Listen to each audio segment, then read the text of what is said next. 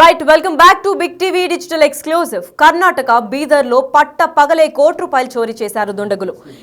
కర్ణాటక బీదర్లో దుండగులు బీభత్సం సృష్టించారు. రూపాయలు అంటే ₹1 దాకా ఎత్తుకెళ్లారు. పట్ట పగలే ఏటీఎంలో డబ్బులు జమ చేసే వాహనంపై కాల్పులు జరిపారు ఆ దుండగులు కాల్పుల్లో సెక్యూరిటీ గార్డ్ కూడా మృతి చెందాడు. అయితే మరో ఇద్దరు కూడా కాపాడదామనుకునే దాంట్లో మరో ఇద్దరు సెక్యూరిటీ సిబ్బందికి కూడా గాయాలు తలిపాయి. అయితే ఆ తర్వాత నగదు పెట్టెతో దొంగలు పరారైపోయారు. దాని తర్వాత పెట్టెలో ₹1 నగదు ఉన్నట్లు కూడా సమాచారం అందించారు బ్యాంకు తరపున ఉన్న వాళ్ళు. అయితే బీదర్ ఎస్బీఐ మెయిన్ బ్రాంచ్ ఎదుట ఘటన చోటు చేసుకుంది. బ్యాంకు దగ్గర ఇంతకు ముందే దొంగలు రెక్కి వేసినట్టు కూడా తెలుపుతున్నారు. అయితే ఇదే నేపథ్యంలో బ్యాంకు ఉద్యోగులు కూడా హస్తం ఉన్నట్లు కూడా అనుమానాలు వ్యక్తం చేస్తున్నారు.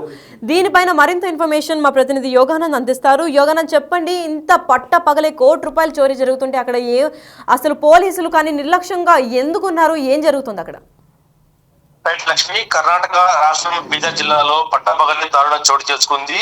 నగరంలోని ఎస్బీఐ బ్యాంక్ మెయిన్ బ్రాంచ్, అందులోనూ కలెక్టర్ ఆఫీస్ పక్కనే ఉంటుంది ఈ బ్రాంచ్ లో పట్టపగలే కాల్పులు జరిపి అక్కడే ఉన్న మనీ డబ్బులతో కూడా దుండలు పరారవడం సంచలనం రేపింది కర్ణాటక వ్యాప్తంగా కూడా. ఎందుకంటే కలెక్టర్ ఆఫీస్ నిత్యం కూడా జనాలతో కూడా ఇట్లా పోలీసులతో రద్దీగా ఉంటుంది. అలాంటి ప్రదేశంలో కాల్పులు జరపడంతో పాటు ₹1 దాదాపు 93 లక్షల నుంచి ₹1 మధ్య నగదు కూడా ఎత్తుకెళ్ళడం కూడా సంచలనంగా మారని చెప్పొచ్చు.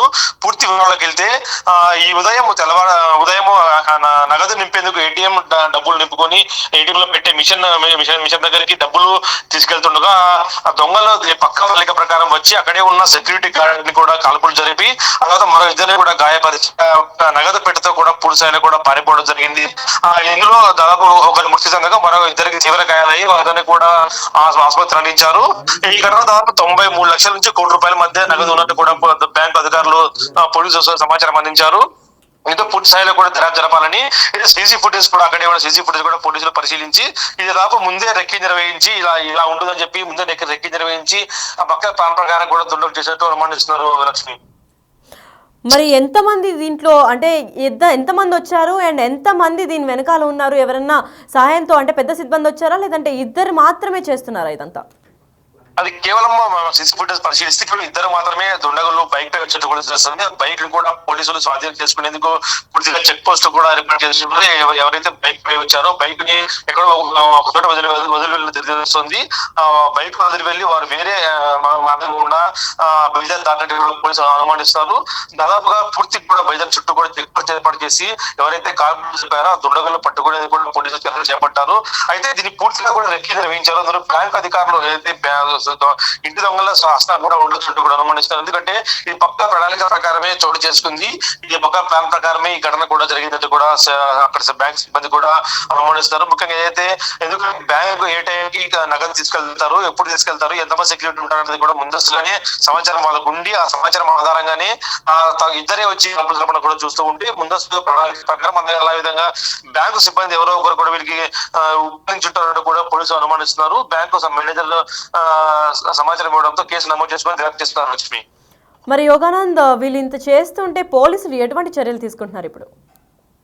ఆశ్చర్యకరంగా, ఎందుకంటే కలెక్టర్ ఆఫీస్ పక్కనే బ్యాంకు ఉంటాం. బ్యాంక్ లో ఎప్పుడు అది మెయిన్ బ్రాంచ్ కావడంతో ఇప్పుడు జాగ్రత్తగా ఉండే సమయంలో కూడా దుండగులు ఈ విధంగా కాల్పులు జరిపి మరి ముఖ్యంగా మామూలుగా దొంగతనం అయితే వేరే విధంగా ఉన్నది కానీ కాల్పులు జరిపి మరీ పరారవడంతో ఈ పోలీసులు ఏం చేస్తారనేది కూడా ప్రశ్నార్థకంగా మారింది. కలెక్టర్ ఆఫీస్ పక్కనే ఉండటం కూడా ఇది అనుమానాలు తావిస్తుంది. ఈ పోలీస్ సిబ్బంది అక్కడే ఉన్నా కూడా మనం ఎందుకు వెంటనే అటాక్ చేయలేకపోయినా అనేది కూడా దర్యాప్తు అధికారులు దర్యాప్తు చేస్తున్నారు. ముఖ్యంగా ఎందుకంటే దాదాపుగా ఇది పూర్తిగా కూడా నిర్లక్ష్యంగా ఉంటాము. ఉదయం సమయంలో ఎక్కువ క్రౌడ్ ఉండే అవకాశం ఉంది. అందులోనూ ఈ కలెక్టర్ ఆఫీస్ పక్కనే ఉంది కాబట్టి ఖచ్చితంగా వీటిలో పోలీసులు కూడా ఎందుకు రియాక్ట్ అవ్వలేక దర్యాప్తు చేస్తున్నారు. భయపై కూడా ఇది పక్క ప్రారంభం జరిగి ఉంటుందని కూడా భావిస్తున్నారు లక్ష్మి. రైట్, మరి కాల్పులు చేశారు, మరి వాళ్ళకి గన్ ఇంకా లైసెన్స్ ఎలా వచ్చింది? కంపల్సరీగా ఏదన్నా గాయాలు ఏమైనా వీళ్ళకై అంటే దొంగలకు కూడా ఏమైనా గాయాలయ్యాయా, లేదంటే ఎంతమంది గాయాలు పాలయ్యారు? ఒక మనిషి ఆల్రెడీ చనిపోయారు. సో సెక్యూరిటీ ఇంకెవరైనా ఆపుదామని వచ్చిన వాళ్ళకి ఏమైనా గాయాలు ఏమైనా అయ్యాయా? అయితే డబ్బు జమ చేసే స్థానంలో డబ్బు పెడుతుండగా ఒకసారిగా దొంగలు ప్లాన్ ప్రకారం వచ్చి కాకుండా జరపడం అక్కడే సెక్యూరిటీ గార్డు మరణించారు. దాంతో పాటు మరి ఇద్దరు తీవ్ర గాయాలు కూడా అయ్యాయని చెప్తున్నారు. అయితే అడ్డుకునేందుకు వచ్చిన మిగతా ఇద్దరిపై కూడా పోలీసులు దొంగలు కాల్పులు జరిపేందుకు ప్రయత్నించడం, అలాగే నెట్టి వెళ్తూ వాళ్ళకి తీవ్ర గాయాలు తెలుస్తుంది. ఈ ఘటనలో మన ఇద్దరికి తీవ్ర గాయాలయ్యాయి. అందరినీ కూడా హాస్పిటల్ తరలించారు. ఇద్దరే కూడా తెలుస్తుంది. నగదు పారిపోవడం దీనిపై పోలీసులు పూర్తిగా కూడా నగబందీ చేసి ఎక్కడ వాహనాలు కూడా చెక్ చేస్తున్నారు. ఎవరు కూడా బీర దాటిపోయే అవకాశం లేకుండా కూడా చర్యలు చేపట్టారు. Lakshmi, right, thank you so much for the information Yoganand.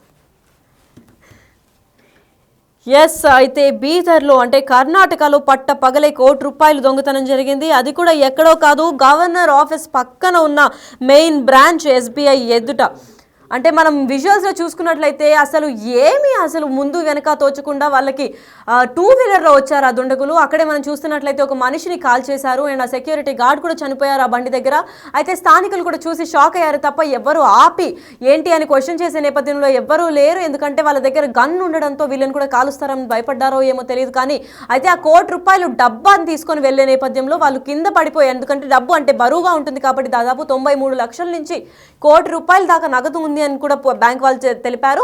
అయితే ఇదే నేపథ్యంలో పట్టపగలు ఆ డబ్బాని అంటే మోసే నేపథ్యంలో తను పడిపోయారు. దాని తర్వాత బండిని ముందు పెట్టుకోవాలా వెనకాల పెట్టుకోవాలా అన్న కన్ఫ్యూజన్లో ఒక 5 సెకండ్స్ అయితే అక్కడ డిలే చేసినట్టు కనిపిస్తుంది. ఆ డిలే చేసిన టైంలో కూడా ఎవ్వరు వెళ్ళి వాళ్ళని ఆపే ప్రయత్నం చేయలేదు. ఒక మనిషి అక్కడ చనిపోయిన తర్వాత కూడా ఎవరు వాళ్ళ దగ్గరికి ఎందుకు వెళ్ళలేదు అంటే వాళ్ళ దగ్గర గన్ ఉంది కాబట్టి వాళ్ళని కూడా కాల్ చేస్తారని చెప్పి ఎవరు కూడా ముందుకి రాలేదని చెప్పుకోవచ్చు. అయితే ఇదే నేపథ్యంలో వాళ్ళు దాదాపు 93 లక్షల నుంచి ₹1 దాకా ముందుగానే రెక్కి వేసి మరి చూసి అంటే 3-4 రోజుల నుంచి రెక్కి వేసిన తర్వాత చూసి మరి దొంగతనం చేసినట్టు తెలుస్తుంది. అయితే CCTV ఫుటేజ్లో కూడా మనం చూసుకున్నట్లయితే ఇద్దరు దుండగులు మొత్తం ప్రీ ప్లాన్డ్గా రెక్కి వేసి ఆల్రెడీ 2-3 సార్లు అక్కడికి వచ్చి చెక్ చేసుకుని ఏ టైంలో వాళ్ళు క్యాష్ని డిపాజిట్ చేస్తున్నారు, దాని తర్వాత ఎప్పుడు తీసుకెళ్తారు అని చెప్పి బాగా రెక్కి వేసి పక్కా ప్లాన్ ప్రకారమే అంటే పర్ఫెక్ట్గా మొత్తం మాస్కులు అన్ని ధరించి కూడా వచ్చి 2-వీలర్ పైన ఇద్దరు మాత్రమే చేసినట్టు తెలుస్తుంది. అయితే ఆ డబ్బా ఎప్పుడైతే బరువుగా ఉందని తెలిసిందో పడిపోతున్నారు. ఒక మనిషి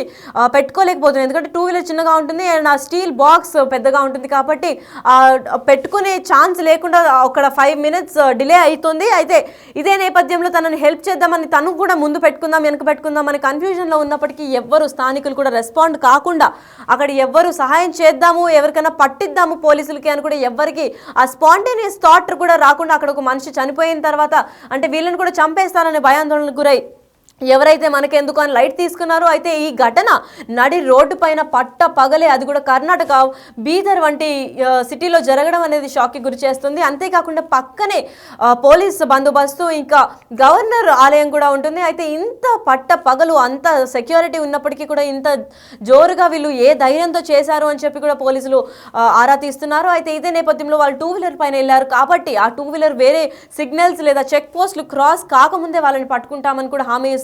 కాకపోతే అది ఇప్పటిదాకా వాళ్ళు ఎక్కడ ఉంటారు ఎక్కడికి పారిపోయారన్న విషయం అయితే ఇంకా క్లారిటీ రాలేదు. పక్కా ఇంత రెక్కి వేశారు కాబట్టి వాళ్ళు ఖచ్చితంగా ఏదైనా CCTV లేని ఏరియాలోకి వెళ్ళిపోయి ఉంటారు. అయితే వెళ్ళిన తర్వాత పోలీసులు వీళ్ళని పట్టుకుంటారా లేదా అన్న విషయం అయితే ఇంకా చూడాలి మనం. అయితే ఇప్పుడు ఈ ఘటన జరిగిన తర్వాత ఒక మనిషి అయితే నిండు ప్రాణం పోయింది. సెక్యూరిటీ గార్డ్ అక్కడ కాపాడదామన్న నేపథ్యంలో కూడా తనని కాల్ చేసి చంపేశారు. అయితే SBI మెయిన్ బ్రాంచ్లో ఈ ఘటన జరగడం చాలా షాక్కి గురి చేస్తుంది. అక్కడ అంటే బీదర్ కర్ణాటక వంటి ప్లేస్లో చాలామంది బ్యాంక్ అంటే నమ్మి సేవ్ చేస్తారు డబ్బుని. అలాంటిది ఇలాంటి ఒక దుండగురు ఆ గుర్తు తెలియని వ్యక్తులు ఇద్దరు వచ్చేసి దాదాపు ₹1 దాకా దొంగతనం చేశారు అంటే ప్రజల్లో కూడా భయం నెలకొంది.